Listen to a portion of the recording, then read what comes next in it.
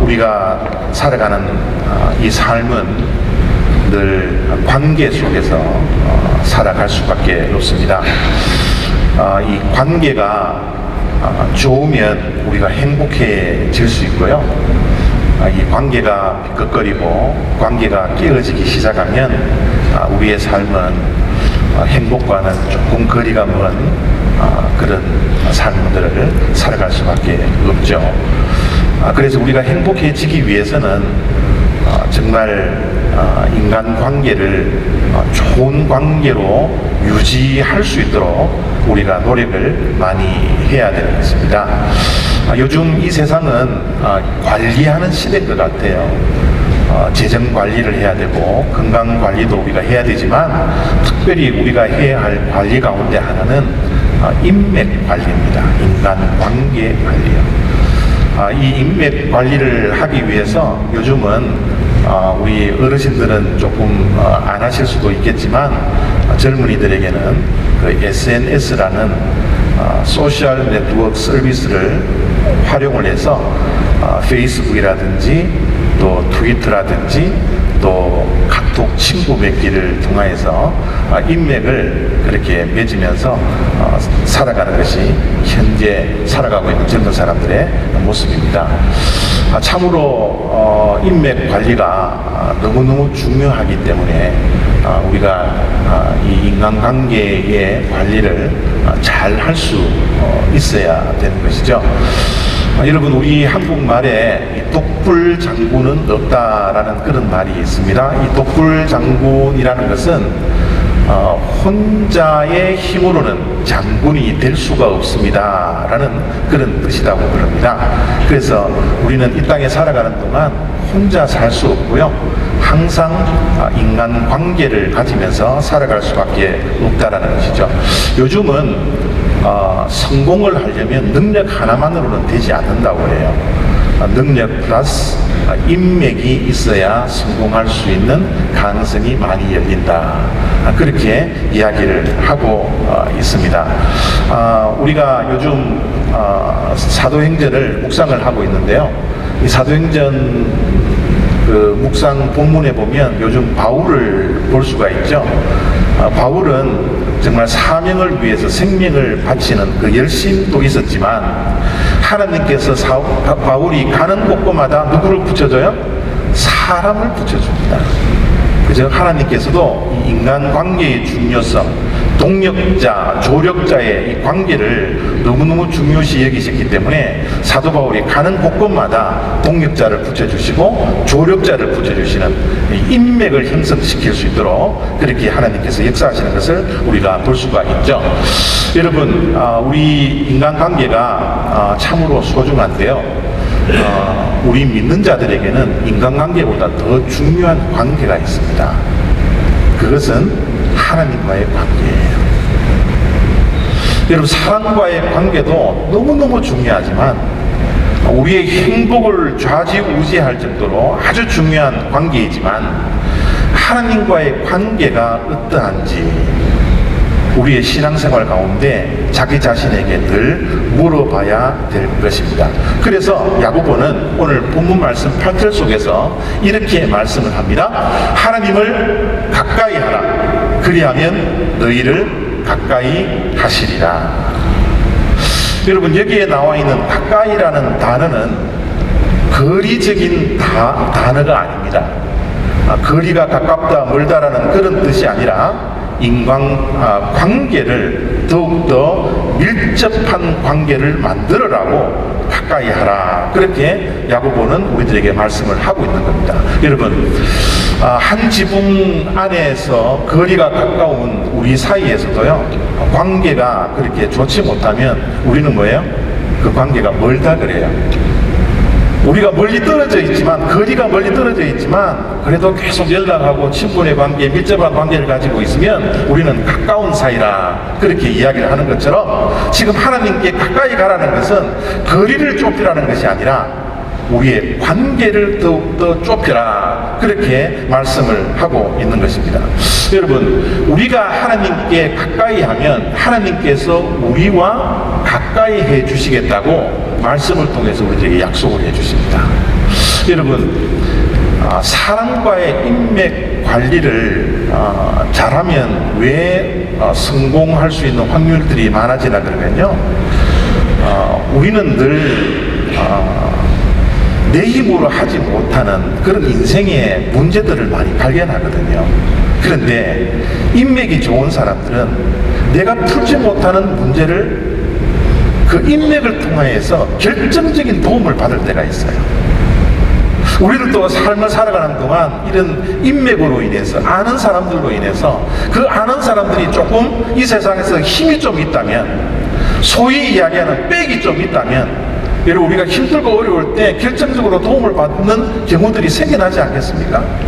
사람들도 하물며 이런데 하느님이 우리의 빽이 되어주신다면, 우리의 인맥이 되어주신다면, 여러분, 우리가 사람의 도움으로도 해결하지 못하는 그러한 인생길을 걸어가는 동안 하나님께서 도와주신다면, 하나님의 손길이 임한다면 우리가 얼마나 힘이 생기겠습니까? 그렇기 때문에 여러분, 사람과의 인맥 관리도 너무너무 중요하지만 정말 우리가 신앙생활을 하는 가운데 정말 관리해야 되고 투자해야 되고 관심을 가져야 하는 것은 하나님과의 관계를 얼마만큼 밀접하게 관계를 가지느냐, 얼마나 가까이 하느냐, 그것이 우리 신앙생활의 승패에 달릴 만큼 아주 중요하더라는 겁니다. 그래서 야고보는 하나님께 어떻게 해요? 가까이 하라. 여러분, 우리가 가만히 있는다고 우리의 관계가 결코 밀접해지지 않습니다. 인간관계도 마찬가지지만요, 하나님과의 관계도 우리가 가만히 아무것도 하지 않고 그냥 있으면 밀접한 관계가 결코 될 수가 없습니다. 그래서 야고보는 오늘 본문 말씀을 통해서 하나님께 가까이 가는, 하나님께 밀접한 관계를 가지기 위해서는 우리가 해야 할 것, 하지 않을 것, 세 가지를 우리들에게 말씀을 하시고 있습니다. 그 첫 번째로 우리가 하나님께 가까이 가기 위해서는 욕심을 버려야 된다는 거예요. 욕심을 버려야 된다. 하나님과의 관계가 가까운 관계로 유지되기 위해서는 내 안에 있는, 내 내면 속에 있는 욕심을 버려야지만이 하나님께 가까이 갈 수 있다. 여러분, 야고보가 일찍이 1장 15절 말씀에 우리들에게 이렇게 말씀을 해 주셨습니다. 욕심이 잉태한 즉 죄를 낳고, 죄가 장성한 즉 사망을 낳느니라. 1장 15절 말씀을 강의하면서 저 사망이라는 것은 우리의 육신의 죽음일 뿐만 아니라 하나님과 우리 사이가 분리가 되는 것, 그것이 죽음이라고 제가 말씀을 드렸습니다. 여러분, 하나님과 우리 사이에 우리가 가지고 있는 욕심이 있으면 하나님께 가까이 갈 수가 없더라. 여러분, 참으로 이 욕심이라는 것이 우리 인간의 살아가는 모든 문제에 어떻게 보면 뿌리라고 할 수가 있는 것이 바로 욕심입니다. 이 욕심의 뿌리는요, 이기심이죠. 욕심의 뿌리는, 이기심이라는 것은 나만을 생각하는 겁니다. 주변 사람들을 생각하지 아니하고 하나님을 생각하지 아니하고 오직 관심이 나에게만 있습니다. 늘 미입니다. 그림에서 여러분들이 자세히 볼 수 있는지는 모르겠지만 미라는 M자에다가 이 점선을 이렇게 찍어 놓은 것을 이렇게 보입니까? 점선을 찍어 놨는데 그 옆에 가위를 놔두었죠.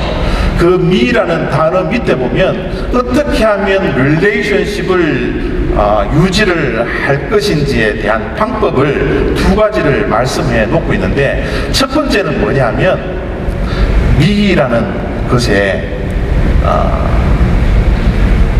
점선이 있는 그 점선을 가위를 가지고 어떻게 해요? 오려라는 겁니다. 오리고 나서 두 번째로 어떻게 해요? 180도로 돌리라는 거예요. 그러면 무슨 단어가 됩니까? 위라는 단어가 되는 거예요. 여러분, 우리가 가지고 있는 이 이기적인 욕심, 이 이기적인 생각, 나만 생각하는 이 미라는 것을 여러분 오려내셔야 됩니다. 이 오려내지 아니하고 우리가 위라는 단어로 돌려버리지 아니하고 우리 공동체를 생각하지 아니하고 나만 생각한다면, 하나님과의 관계를 생각하지 아니하고 하나님과 우리와의 이 관계를 먼저 생각하지 아니하고 계속해서 나만을 생각하면 하나님께 가까이 갈 수 없다라는 것을 저 단어가 우리들에게 시사를 하고 있는 것입니다. 여러분, 이 욕심이라는 것은 우리의 눈을 멀게 합니다. 이기적인 생각은, 이기심이라는 것은 우리의 눈을 멀게 해요. 여기 앉아 계신 우리 남성 성도인들 가운데 장기나 바둑을 뜨시는 분들이 있는지는 모르겠지만요, 장기나 바둑을 뜨실 때 꼭 옆에서 훈수하시는 분들이 계시죠. 여러분, 훈수하시는 분들은 술을 굉장히 많이 내다봅니다. 정말 바둑과 장기를 뜨고 있는 당사자들이 보지 못하는 그 수들을 정말 기묘하게 발견을 하고 훈수를 떠서 우리들을 깜짝 놀라게 할 때가 얼마나 많은지 몰라요. 여러분, 훈수를 뜨시는 분들이 왜 그렇게 잘 바둑을 뜨고 잘 장기를 뜨시는지 아세요? 승부에 대한 욕심이 없기 때문에 그래요. 바둑을 뜨고 장기를 뜨는 사람들은 승부에 눈이 멀었기 때문에 이기겠다라는 그 욕심이 마음속에 가득 차 있기 때문에 여러분, 수가 보이지 않아요. 그러나 옆에서 훈수를 뜨고 있는 그 사람들은 승부에 대한 욕심을 버렸기 때문에 얼마든지 바둑을 뜨는 사람, 장기를 뜨는 사람보다 수를 훨씬 더 많이 내다볼 수 있더라는 겁니다. 동일해요. 우리의 인생 가운데도 내 마음속에 이기심, 나만을 바라보는 그 욕심, 그것이 가득 차면 주변을 바라보고 하나님을 바라보고 교회를 바라볼 수 있는 그 눈이 가려질 때가 얼마나 많은지 모른다는 겁니다. 특별히 여러분, 이 욕심이라는 것은, 이기심이라는 것은 우리의 기도의 응답도 방해할 때가 얼마나 많은지 몰라요. 그래서 야고보는 3절 말씀 속에 이렇게 말씀을 합니다. 구하여도 받지 못함은 정욕으로 쓰려고 잘못 구하기 때문이라. 우리가 때로는 신앙생활을 하면서 눈물로 정말 기도를 할 때가 있어요. 정말 이 일이 이루어지기 위해서 밤을 새면서 정말 노심초사 기도하고 하나님의 응답을 기다림에도 불구하고 때로는 하나님께서 우리가 기도하는 모든 기도를 들어주시지 않을 때가 분명히 있습니다. 여러분, 하나님께서 우리의 기도를 응답하시지 않는다면 우리가 한번 내 자신을 점검해 보셔야 돼요. 왜 내 기도가 이렇게 열심히 하고 눈물을 흘렸음에도 불구하고 하나님께서 기도를 응답해 주시지 않을까? 응답받지 않는 기도는 그 이유들이 많이 있을 수 있는데, 여러분, 가장 먼저 우리가 생각해야 되는 것은 하나님께서 응답해 주시지 않는 이유는 우리가 더 기도해야 된다는 사인입니다. 하나님의 때가 아니라는 거예요. 여러분, 우리가 기도를 하는 것도 기도의 분량이 있거든요. 눈물의 분량이 있습니다. 이것이 찰 때까지 하나님께서는 기도를 응답하시지 않을 때가 많이 있어요. 우리가 여러분, 기도를 충분히 했다라고 생각을 하면서도 기도의 응답을 받지 않았을 경우에는 가장 먼저 생각해야 되는 것이, 아직 때가 이르지 않았구나. 하나님이 우리에게 필요한 것은 더 눈물을 흘리고 더 기도를 하는 그 분량의 문제가 우리의 문제구나 라는 생각을 가장 먼저 해야 된다는 사실입니다. 두 번째로, 우리가 기도를 해서 응답받지 못했을 때는요, 하나님께서 우리에게 필요한 것이 연단의 기간이라는 거예요. 연단의 기간이에요. 정금같이 다시 태어나기 위해서, 정금이 되려면 모든 불순물들이 빠져야 되거든요. 우리의 죄악들이 다 빠져야 합니다. 우리의 허물들이, 우리의 오류들이 다 빠져야 합니다. 하나님께서 우리를 정금같이 세우시기 위해서, 우리를 연단시키기 위해서 응답을 늦게 하실 때가 있더라는 거죠. 그래서 응답을 받지 못했을 경우에는 우리가 이 시간은 뭐예요? 연단의 시간이구나. 우리의 불순물들이 빠지는 시간이구나 라고 우리의 자신의 인생의 모습을, 기도를 다시 한번 생각을 해야 합니다. 마지막으로 우리가 기도에 응답받지 못하는 경우는 오늘 말씀처럼 뭐예요? 우리가 잘못된 동기를 가지고서 정욕을 가지고 욕심을 가지고 하나님의 영광보다는 내 욕심을 채우기 위해서 내 이기적인 마음으로 하나님께 간구할 때 하나님께서는 그 기도를 응답해 주시지 않는다. 우리가 교회를 구입하기 위해서 얼마나 많은 기도를 했습니까? 얼마나 하나님의 신속한 응답을 우리가 기다렸습니까? 그럼에도 불구하고 우리가 기도를 열심히 했음에도 불구하고 하나님께서 응답하시지 않은 이유는 이 세 가지 가운데 하나의 확률이 많아요. 과연 어떤 것인지는 우리가 정확하게 알지는 못하지만 하나님의 뜻을 위해서 더욱더 열심히 기도해서 하나님의 뜻을 우리가 알아낼 수 있는 그 분별력이 우리들에게 있어야 되는 것이 참 지혜의 모습이지 않습니까? 여러분, 우리들은 너무너무 이기적인 생각, 하나님의 영광보다는 내가 가지고 있는 욕심, 이 모든 것들을 버릴 때 하나님께 더 가까이 갈 수 있다는 사실을 우리가 신앙생활을 하면서 반드시 명심하셔야 됩니다. 하나님께 가까이 가기 위해서는요, 세상과 벗되지 않아야 합니다. 세상과 친구가 되지 않아야 합니다. 오늘 말씀 4절 말씀 속에 세상과 벗된 것이 하나님과 원수됨을 알지 못하느냐? 그런즉 누구든지 세상과 벗이 되고자 하는 자는 스스로 하나님과 원수되는 것이 아니냐. 여러분, 우리는 세상의 친구가 되기보다는 하나님의 친구가 될 수 있도록 날마다 하나님께 가까이 가야 합니다. 하나님의 친구가 되셔야 돼요. 여러분, 하나님의 친구가 되기 위해서는 가장 먼저 우리가 해야 할 일이 있는데, 좋은 친구를 만들기 위해서는 자주 만나야 합니다. 자주 만나야지 정이 깊어져요. 자주 만나지 않으면 여러분, 가까웠던 사이도 멀어질 가능성이 얼마나 많은지 몰라요. 하나님과의 관계도 마찬가지입니다. 하나님과 자주 만나러 오는 사람들은 하나님과의 정이 깊어질 수밖에 없어요. 하나님의 친구가 될 수밖에 없습니다. 하나님께 예배하러 오는 자들, 하나님을 만나러 그 사모함을 가지고 관계를 맺기 위해서 자꾸 다가오는 사람들은 하나님과의 관계가 더욱더 깊어질 수밖에 없다는 겁니다. 이러기 위해서는 우리는 세상과 자꾸 여러분 멀어져야 합니다. 여러분, 우리가 신앙생활을 한다는 것은요, 하나님과 우리가 정말 결혼하는 그런 여러분 신랑 신부의 관계가 됩니다. 여러분, 결혼하면 그 전에 사귀었던 남자들 생각합니까? 여자친구를 생각합니까? 그렇지 않잖아요. 결혼하면 오직 배우자만을 생각해야 되지 않습니까? 그게 예의지 않나요? 우리가 신앙생활을 하면 예수 그리스도를 영접하고 하나님과의 친구가 되겠다라고 되는 이 신앙생활을 하면 하나님과의 결혼생활을 하는데, 이제는 세상과 벗삼았던 것, 치고 삼았던 것들을 이제 버리셔야 합니다. 우리의 관심은 우리의 배우자 대신 오직 하나님만을 생각하고 예수님만을 생각하는 것이 우리의 신앙생활이라는 거예요. 둘 다 할 수 없습니다. 남자친구 생각하고 여자친구 생각하고 아내를 사랑하고 남편을 사랑할 수가 없는 거예요.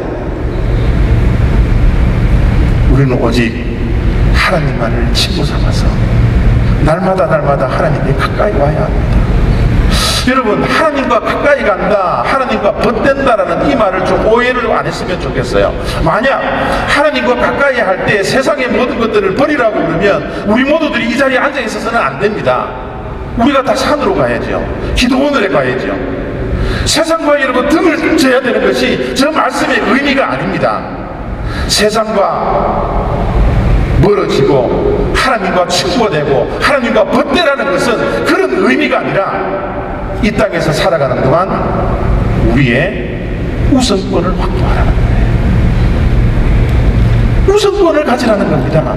우리의 인생 가운데 가장 소중한 것이 무엇인가를 분별하고 그 원칙을 가지고 하루하루를 살아가라는 거예요. 여러분, 우리 신앙인들의 가장 큰 소중함이 어디에 있습니까? 세상 일이에요? 자녀들입니까? 여러분, 출세하는 거예요? 명예입니까? 돈 버는 겁니까? 아닙니다. 우리 신앙생활에 가장 우선되는 것은 하나님이세요. 하나님의 일을 먼저 하고 하나님과 먼저 만나고 그 다음 세상 일을 하는 것이 우리 신앙인들의 우선권입니다. 그 우선권이 여러분, 그 원칙이 지켜지지 않기 때문에 하나님께 가까이 갈 수가 없는 거예요. 저는 우리 올리브교회 성도님들 한 분 한 분이 정말 하나님과 가까이 가는 이 원칙, 우리 인생 가운데 가장 내가 먼저 해야 되고 가장 먼저 만나야 되고 가장 먼저 대화해야 할 분이 누구신가, 그 원칙을 가지고서 그 우선권을 가지고서 하루하루 날마다 하나님의 친구 삼고 하나님께 가까이 가는 그런 우선권을 지킬 수 있는 저와 여러분 다 되시기를 부탁드립니다. 여러분, 우리가 유명한 사람, 우리가 가지고 있는 인맥 가운데 하나라면 그 사람 이름만 들어도 얼마나 여러분 우리가 자부심이 있어요. 만약 우리가 미국 대통령과 친한 관계가 되었다면 얼마나 여러분 그 이름만 들어도 얼마나 뿌듯해요. 얼마나 기뻐요. 뭔지 모르게 막 힘이 되는 것 같지 않나요? 우리 신앙생활을 보세요. 우리 하나님의 이름만 들어도, 예자만 들어도 여러분 우리에게 자부심이 있습니까? 우리에게 기쁨이 있습니까? 힘들고 어려울 때마다 예수님, 하나님, 성령님, 여러분 이름만 들어도 여러분 그 자리에서 일어설 수 있는 용기가 생겨지고 담대함이 우리에게 생겨집니까? 우리와 하나님과의 관계가 어떻나요? 우리는 얼마만큼 하나님께 가까이 나오나요? 하나님께 가까이 나와서 저 그림처럼 손들고 하나님께 가까이 가면서 내가 여기 있나이다, 나를 사용하여 주시옵소서, 내가 주님께 가까이 왔습니다. 목마른 사슴이 시냇물을 찾아서 헤매는 것처럼 주님을 찾아 이 자리에 왔습니다. 우리들에게는 어떤 이런 모습들이 있나요? 우리들도 하나님께 가까이 감으로써 하나님만 이름만 들어도 여러분 뿌듯하고 기쁨이 있고 평강이 있고 여러분 담대함이 있고 용기가 생겨지는 그런 귀한 하나님과의 관계가 회복되는 놀라운 역사가 우리의 삶 가운데 이어지기를 부탁드립니다. 하나님과 가까이 가기 위해서는 우리가 좀 겸손해야 합니다. 우리가 교만해서는 하나님께 갈 수가 없어요. 오늘 야고보가 이렇게 말씀을 주십니다. 하나님이 교만한 자를 물리치시고 겸손한 자에게 은혜를 주신다 하였느니라. 여러분, 하나님께서 성경 말씀 속에 하나님께서 싫어하는 것이 무엇인지 좋아하는 것이 무엇인지 이 호불호를 분명하게 성경 속에 기록해 놓았어요. 하나님께서 좋아하시는 것들도 많이 있지만 하나님께서 싫어하시는 것 가운데 하나는 뭐냐면 교만입니다. 하나님께서 싫어하시는 이 교만을 구약 성경부터 신약 성경에 이렇게까지 계속해서 우리들에게 경고를 하고 있는 것입니다. 우리가 하나님께 가까이 가기 위해서는 우리의 교만을 좀 버려야 됩니다. 우리가 더욱더 겸손해져야 돼요. 그런데 여러분, 성경 속에서 나와 있는 이 겸손이라는 이 단어를 잘 이해하셔야 돼요. 이 겸손이라는 단어를 우리가 누군가가 칭찬을 하면 그거 아니에요, 내가 안 했습니다, 내가 뭐 모자랍니다, 여러분 이런 겸양의 모습이 아닙니다. 성경 속에 말하는 물론 그런 겸양하고 겸손한 모습도 포함되어 있지만 그 차원을 넘어서야 돼요. 성경 속에서 말하는 겸손이라는 것은 오늘 7절 말씀 속에 이렇게 말씀을 하고 있습니다. 그런즉 너희는 하나님께 어떻게 해요? 복종할지니라. 여러분, 누가 칭찬하고 격려를 했을 때 아닙니다, 뭐 모자랍니다, 여러분 나를 낮추는 그런 모습도 겸손이지만 성경 속에서 말씀하는 겸손이라는 단어는 그런 모습의 겸양의 모습이 아니라 뭐예요? 내 뜻을 주님 앞에 모든 것을 내려놓고 이제 하나님의 뜻대로 살겠습니다, 하나님의 말씀대로 살겠습니다, 나의 생각과 나의 지식과 나의 경험과 내 뜻을 내려놓고 이제 하나님께 복종하겠습니다, 하나님의 뜻만 따르겠습니다. 라고 살아가는 그 모습이 겸손한 모습이라는 거예요. 여러분, 이 겸손한 것은 쉬운 것이 아닙니다. 어렵습니다. 어렵고도 힘들고도 너무너무 중요합니다. 그래서 성경 속에서는 계속 우리들에게 겸손을 강조하고 있는 거예요. 여러분, 이 겸손이라는 것이 말이 쉬워서 그렇지 얼마나 힘들고 얼마나 어렵나 그러면요, 예수님께서 겟세마네 동산에서 기도하셨던 모습을 보십시오. 예수님의 뜻을, 하나님의 뜻을 이루기 위해서, 자기 자신의 뜻을 내려놓기 위해서 여러분 겟세마네 동산에서 처절하게 자신과 싸웠던 그 어려웠던 상황을 한번 생각해 보시기 바랍니다. 예수님도 자기를 죽이기 위해서, 자기의 뜻을 내려놓기 위해서 그렇게 처절하게 자신과 싸웠더라면 우리들도 그런 싸움이 필요하지 않을까요? 내가 겸손해지기 위해서, 내가 하나님의 말씀에 복종하기 위해서, 하나님의 뜻을 따르기 위해서 매일매일 우리는 겟세마네 동산에 올라가야 합니다. 하나님, 내 뜻대로 살지 않게 하시고 아버지의 뜻대로 살게 하여 주시옵소서. 내가 하나님의 뜻에 복종하게 할 수 있도록 내 뜻을 내려놓을 수 있게 하여 주십시오. 나를 내려놓게 해 주십시오. 이 기도를 날마다 겟세마네 동산에 올라가서 하나님께 기도함으로써 우리가 더욱더 겸손해지고 하나님께 가까이 갈 수 있는 저와 여러분의 신앙생활 다 되시기를 부탁드립니다. 여러분, 겸손이라는 것은 하나님의 뜻을 따를 뿐만 아니라 9절 10절 말씀 속에 또 이렇게 우리들에게 겸손에 대한 말씀을 하고 있습니다. 슬퍼하며 애통하며 울지어다. 너희 웃음을 애통으로, 너희 즐거움을 근심으로 바꿀지어다.